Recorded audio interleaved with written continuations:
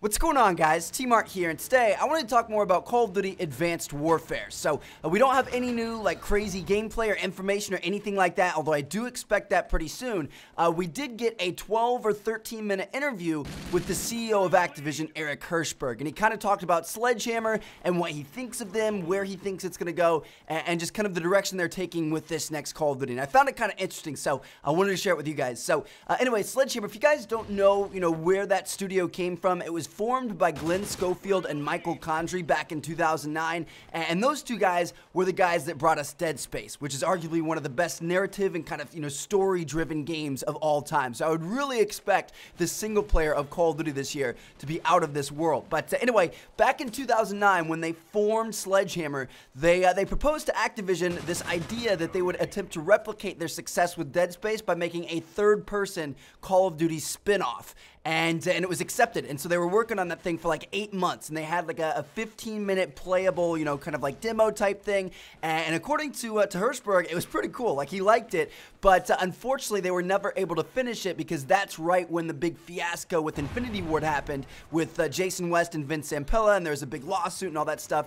And it left IW with about half staff and only 20 months to make Modern Warfare 3 versus having a full staff in about 3 to 5 years. So, obviously they were in crunch time there. That was a really, kind of unfortunate thing to happen. So Sledgehammer was forced to stop production on their game out of necessity to get Modern Warfare 3 to the public in that amount of time. So, yeah, I don't know, a third-person action adventure Call of Duty game, that'd be awesome if they could finish that sometime in the future, although it's pretty unlikely. But anyway, Hirshberg had some great things to say about Sledge just in general. They said that it's a new team that they've built from the ground up to be a AAA studio to contribute to Call of Duty. There's a lot of, great talent on that team. And he said that, because they co-developed Modern Warfare 3 with Infinity Ward, they kind of, cut their teeth into the franchise. They got to, see what it's all about and help develop for it. But then also, they bring a fresh set of eyes and a fresh set of ideas. It's not like they're Infinity Ward or Treyarch who've been working on this series since the beginning of time. This is their first game technically. So they're really, coming in with some fresh ideas and kind of a new perspective on everything, which is what he's excited about. It should make this year's Call of Duty a lot more groundbreaking and a lot more innovative than it has been in the past. They're really kind of experimenting a lot more because of that, and that's a great thing. A lot of the naysayers of Call of Duty always say, oh, it's just the same thing reskinned and, adding in a couple of features. Well, I think this year is the year where they blow the top of everything, and it's really a lot different, as we've seen from the trailers and the screenshots so far. But anyway, moving on, he was asked, it's been Treyarch and IW for so long, it seems like the 2-year dev cycle works for Call of Duty. Why change it? And he replied, this is not the decision you would make if your goal was to simply manage this year's P&L, which is a profit and loss statement, basically how much money a business makes or doesn't make. This is a decision you make if you believe the best way to safeguard the health of the franchise is creative excellency each and every time. The third year really just allows more time to iterate, more time to innovate, and more time to polish. They've got levels that have been in existence for a year and a half. They've been iterating and iterating and iterating and polishing on these things to where I think you're really going to feel it in the finished product. So that's one of the biggest things about this game, guys, and that's where I think it's going to make for an amazing, amazing game.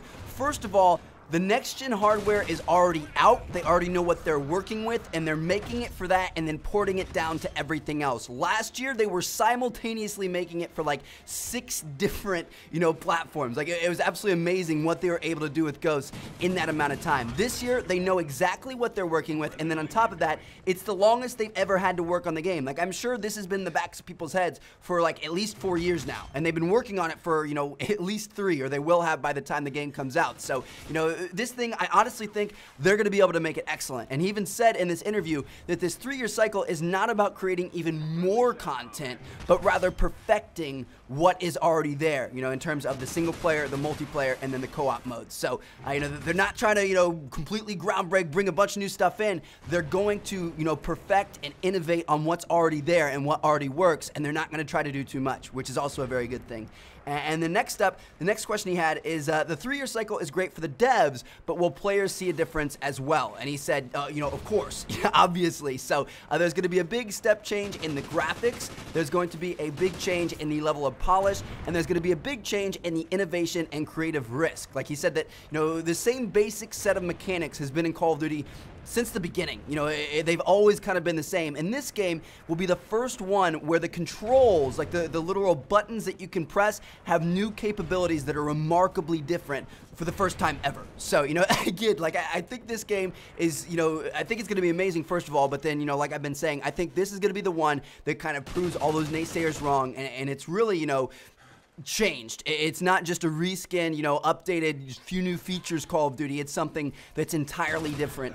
And we'll have to see how that works out. You know, it's a balancing act. You know, you want to have the same old Call of Duty that everybody loves, but you also want to add new stuff in. You don't want to overdo it. So I'm excited to see what they can do. And he just kind of ended out with a few quotes here I thought were pretty cool. He said, I think Sledgehammer does storytelling and big impact cinematic moments, as indicated by their name, you know, Sledgehammer, better than anybody else. They're bringing some pretty big experiments to the core mechanics that will affect multiplayer and really every mode of the game. You know, with this iteration, we're biased towards turning the dials a bit more than usual. There are going to be new mechanics, new ideas, new narratives, new characters, and new worlds in the game. And then finally, I think experimenting with the core mechanics is going to be a lot of fun for players. You know, giving your character more power, more lethality, and more of a sense of capability than ever before is what truly feels different about this game. So, yeah, there you guys have it. I thought it was pretty cool to kind of see, you know, where Sledgehammer came from and kind of, you know, some of the ideas that they have behind this game. Like, you know, again, like I've been saying, I think the idea behind this Call of Duty is to really, really switch it up. You know, as we've seen with the exoskeleton suits and the potential, you know, power weapons, the potential, you know, super jumping, wall running type stuff. Like, I think it's going to be pretty cool, and I hope that it's kind of well balanced, you know, a mix between the old Call of Duty we all know and love, as well as this kind of, you know, new groundbreaking innovation that we've been yearning for a couple of years now. So, yeah, let me know what you guys think about Advanced Warfare. How are you feeling so far? Are you, you know, more excited, less excited about this game than you have been about Call of Duty games in the past? I'd be interested to see where you guys stand at this point in time. Thank you guys so much for watching. I truly do appreciate it. Check out one of the other YouTubers you've seen yet. Got a bunch of great videos coming soon. Peace out, guys.